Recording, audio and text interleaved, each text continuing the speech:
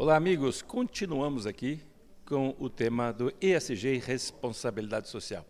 É um tema bastante amplo, que já foi apresentado aí por Daniela Kramer.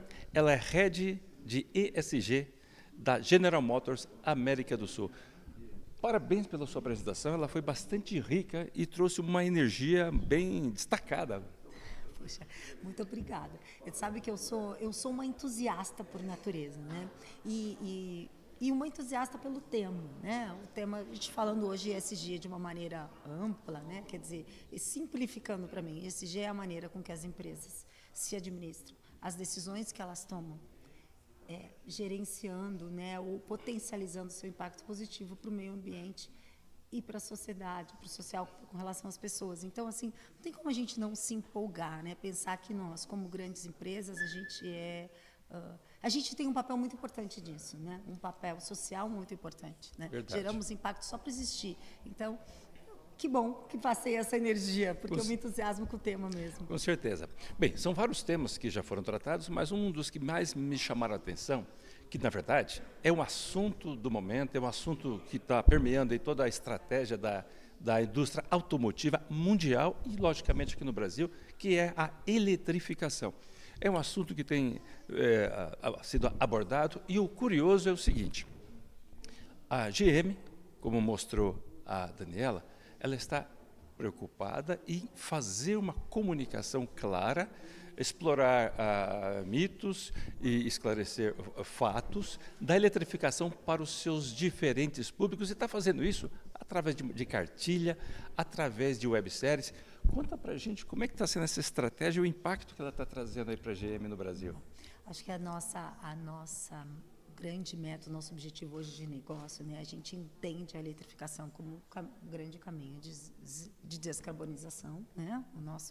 Então, isso vem acontecendo de uma maneira muito acelerada no nosso global, dos Estados Unidos, mas a gente tem muitos passos aqui, né? Nos países da América do Sul. A gente tem muita coisa ainda a construir. E a gente verificou que já existia desde o início algumas polêmicas ou até fruto de desinformação, né? Questionamento das pessoas que acabavam gerando polêmicas, vou ser redundante, a respeito do tema. Então, que era necessário que a gente internamente entendêssemos como as pessoas estão vendo isso, quais eram as grandes dúvidas, né? E de que maneira eu vou organizar para ter um discurso uníssono e também para esclarecer para as pessoas. Porque tudo que a gente quebra paradigmas quando a gente vem com algo inovador. Né? É verdade. E a sempre. eletrificação é algo inovador. Então, desde organizar uma cartilha, e quando a gente fala mitos e verdades, o carro elétrico é mais caro? Vai gerar um apagão? Coisas muito simples no imaginário de todos nós, ele está não. E o custo de manutenção? Algumas coisas assim que passam inevitavelmente na cabeça da gente, que se a gente não esclarecer, né, já vai ser um roadblock desde o início. Então, começamos desde o básico. A cartilha mesmo, eu adorei quando a gente chamou de cartilha, porque é isso, né? Recuperaram um termo didático, né? Para alinhar o pensamento de todos nós e a gente usa nas falas. E aí a gente usa todas as frentes, né? Toda a nossa estrutura, a interlocução com os stakeholders, com o governo, interlocução, né, com os nossos pares, com as entidades, com o público em geral, com os nossos funcionários, né? Ela tem que ser. Me diz uma coisa, Daniela, como é que está sendo a recepção, o retorno em relação a webséries, em relação à cartilha? Como é que está sendo o impacto dessa fantástica iniciativa de vocês? Acho que está sendo muito positivo, está gerando um interesse, uma reflexão maior a respeito do tema. Puxa, mas é isso mesmo, né?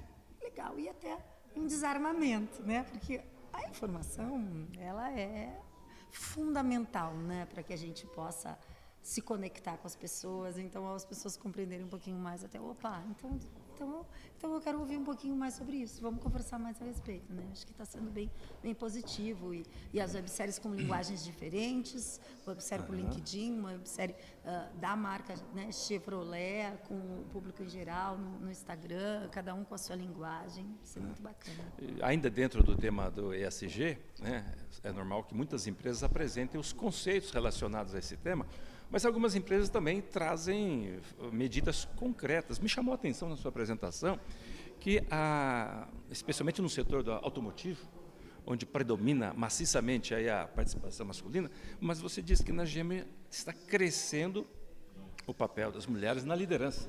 É verdade, é verdade. O primeiro que nossa CEO, né, global é uma mulher, a Mary Barra, né? E ela foi desbravando tudo isso e nos colocou uma meta audaciosa, né, de ser a empresa mais inclusiva do mundo. Tudo isso com uma construção, mas ela vem com medidas muito concretas, né? Desde de criação de grupos de diversidade, desde ações propositivas. Por exemplo, a GM tem o programa de Trex, Trex é o nome do nosso programa de trainees, né? Então, as últimas edições, ela vem com ações afirmativas, que criamos uma turma específica para pessoas negras, uma turma específica, agora esse ano iniciou para mulheres, que são os jovens que entram na GM, e eles são formados para ser os nossos futuros líderes. Então, desde o nosso processo de entrevistas, processo seletivo, né? Hoje a GM tem uma premissa de que temos que ter no processo seletivo 50% mulheres e 50% homens, né? Isso são formas que a gente faz para poder nos aproximar cada vez mais, desde ações concretas com comunidades, universidades, estimulando as mulheres, as meninas a virem trabalhar com a gente, né? Grupos de conversa internamente, empoderando as colegas que começam na linha de montagem a querer galgar e se desenvolver dentro. Então, é muito bacana e os números vão acontecendo. Sempre muita construção a ser feita, mas, enfim, eu tenho 2 exemplos bacanas. Uma, a nossa operação de Joinville. A nossa operação de Joinville, hoje, a gente tem mais de 60% de mulheres na linha de montagem. Né? Em Gravataí, que é da onde é a minha origem, enfim, lá a operação no Rio Grande do Sul, onde a gente produz o Onix, né? Em Gravataí, hoje a gente já tem 75% da alta liderança da fábrica mulheres, mas isso é de fato uma construção grande, né? E é muito bom. Aliás, você mencionou, falando da sua carreira pessoal, você foi uma pioneira, então, em cargos de liderança dentro da GM, olha só. É verdade. Então, eu iniciei a minha carreira em Gravataí, né, como gerente de relações públicas e governamentais há 14 anos atrás, e quando eu assumi a função, eu não tinha esse conhecimento, mas eu fui, de fato, a primeira mulher a ocupar qualquer nível de liderança. Alguns meses depois, sim, a gente passou a ter facilitadoras na linha de montagem, a coisa foi acontecendo, mas na ocasião eu nem tinha a consciência tão clara da responsabilidade que era, né? E que bom que a gente foi evoluindo. Isso está animando as mulheres aí nas suas perspectivas de carreira? Sem dúvida alguma. Eu acho que anima as mulheres, a gente promove muita troca, né, dos nossos exemplos e eu acredito sempre assim. Unidos somos ser mais fortes. Então, eu como mulher numa função de liderança, eu tenho obrigação, né, de conversar com as minhas colegas que estão entrando na companhia, né, e estimulá-las e animá-las de que sim, tem espaço para todo mundo e a GM está propiciando isso. Sempre quando a gente quer ser pioneiro e bota metas audaciosas, como da eletrificação, a gente vai errar e a gente vai acertar. O importante é ter a intenção de ir em frente sempre, né? Isso nos dá muito orgulho. Talvez traga essa empolgação que tu falou no início para mim, né? Verdade, as apresentações dela é sempre empolgante. Para finalizar, Daniela, você também comentou na sua apresentação que a GM elegeu o LinkedIn como uma plataforma estratégica de comunicação. Já que nós estamos falando aí para profissionais da comunicação corporativa, acho que vale a pena mencionar por que vocês tiveram essa decisão aí estratégica. Isso. O LinkedIn hoje é a nossa ferramenta para trabalhar a marca de General Motors, né? A nossa ferramenta é o nosso canal institucional, né? Certo. E ali é o que a gente entende que temos os formadores de opinião, os stakeholders e o caminho.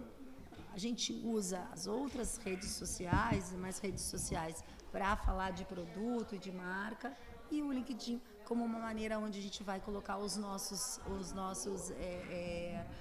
porta-vozes, né? O nosso vice-presidente, nosso presidente, enfim, a se comunicar falando das pautas e principalmente pauta ESG, né? Que é o 80% do nosso conteúdo hoje do LinkedIn, ele permeia as pautas ESG. Muito bem, parabéns, obrigado pelo bom bate-papo. Obrigada. Então, falamos aqui com Daniela Kramer, Head de ESG da General Motors América do Sul. Olha, muito obrigada.